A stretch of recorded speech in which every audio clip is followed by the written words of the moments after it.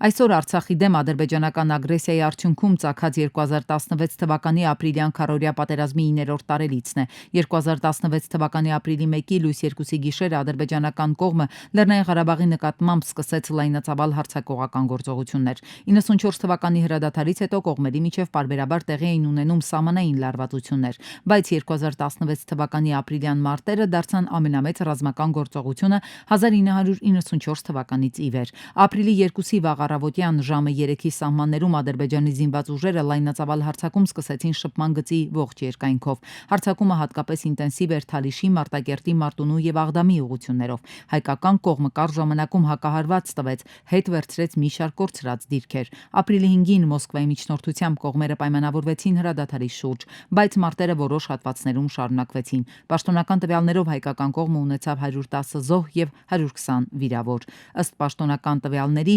ադրբեջանական կողմը տվել է մինչև 300 զոհ, այդ թվում հատուկ նշանակության ուժերի զինվորներ։